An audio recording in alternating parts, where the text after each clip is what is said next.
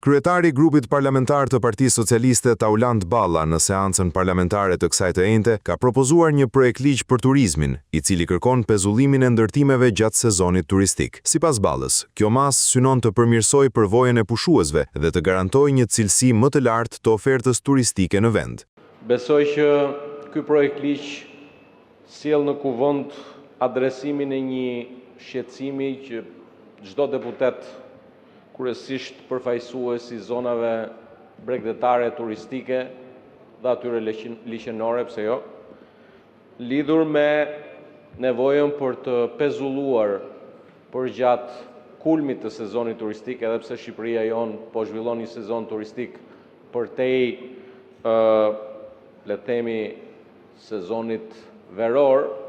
Megjithatë, vjet re që në shumë zona turistike, dhe kam qenë dëshmitar bashkë me kolegë deputet në zona turistike, kur vazhdojnë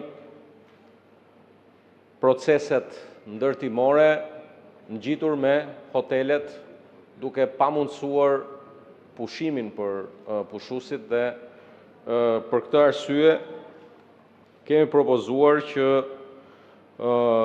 në këtë projekt ligjin për turizmin, të pezullohen punimet e ndërtimit për gjatë kohës sezonit turistik, duke garantuar një zhvillim më të qetë të sezonit dhe cilësi më të lartë të ofertës turistike në vendin tonë. Ajo që ka ndodhur shpesh në Shqipëri është që një strukturë nis për pallat dhe përfundon hotel.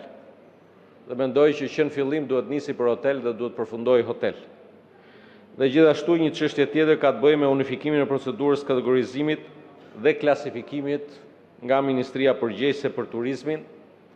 Jemi në një moment historik të zhvillimit të turizmit në Shqipëri, por mendoj që pjesa që lidhet me kategorizimin, pra me ato që quhet yjet, duhet të jetë diçka e standardeve më të mira. Ndryshimet në projekt ligj u miratuan me votat e socialistëve, teksa Partia Demokratike ka vijuar bojkotin edhe këtë të enjte. Opozita ka vendosur të mos jetë në kuvend nëse nuk pranohen të shqyrtohen kërkesat e protestuesve.